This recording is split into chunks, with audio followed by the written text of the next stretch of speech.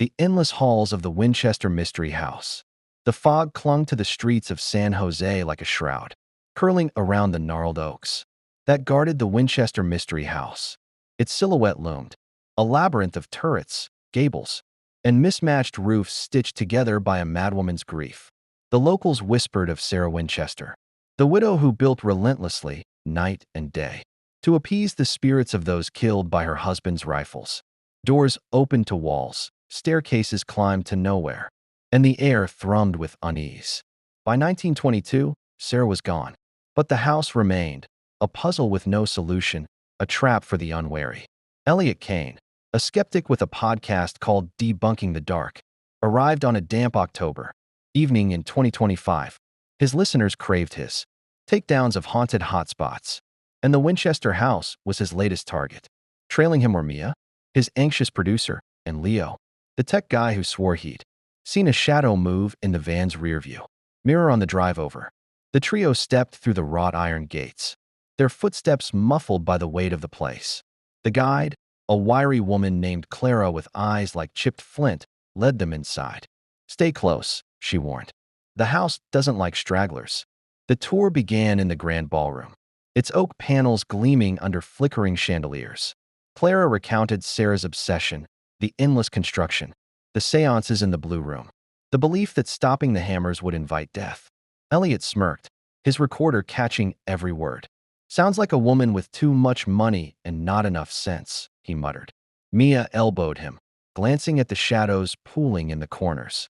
Leo's camera whirred, capturing the stained glass windows that seemed to watch them pass. They moved through the house, its corridors twisting like veins. A staircase ended at a ceiling. A door opened to a two-story drop. Clara's voice grew quieter, her stories darker. Servants who vanished in the 1890s. Visitors who swore they heard footsteps pacing empty rooms. Elliot scoffed, but Mia's knuckles whitened around her notebook. Leo kept checking his camera, muttering about batteries draining faster than they should. In the seance room, the air turned thick.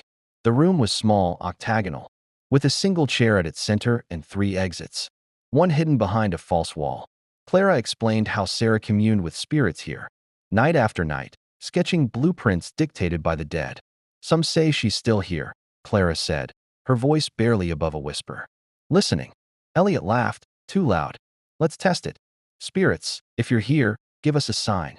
Silence answered, heavy and wrong. Then, a faint tap-tap-tap echoed from the walls, like knuckles rapping on wood. Mia froze. Leo's camera flickered off. Elliot's grin faltered, but he pressed on. "Nice trick, Clara. Hidden speakers?" Clara's face was ashen.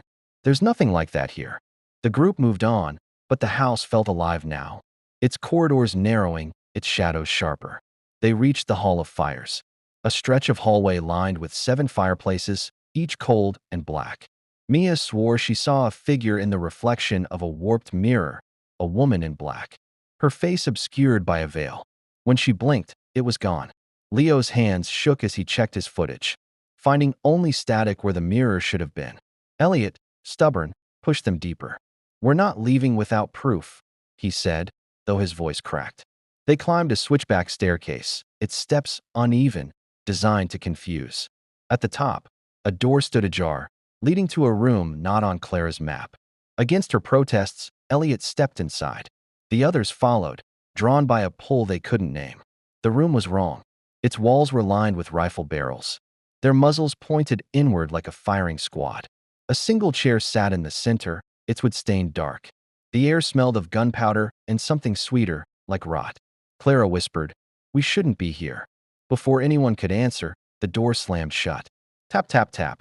The sound came from everywhere, joined by whispers, names, dates, please. Mia clutched Leo's arm, her breath shallow. Elliot banged on the door, shouting, but it wouldn't budge. The temperature plummeted, and the rifle barrels seemed to shift, their shadows twitching like fingers. Leo's camera sparked and died. Clara's eyes darted to the ceiling, where a chandelier swayed, though no breeze stirred the room. "Sarah?" Elliot called, his bravado crumbling. "Is that you?" The whispers stopped. A voice, low and deliberate, answered from the air itself. "You shouldn't have come."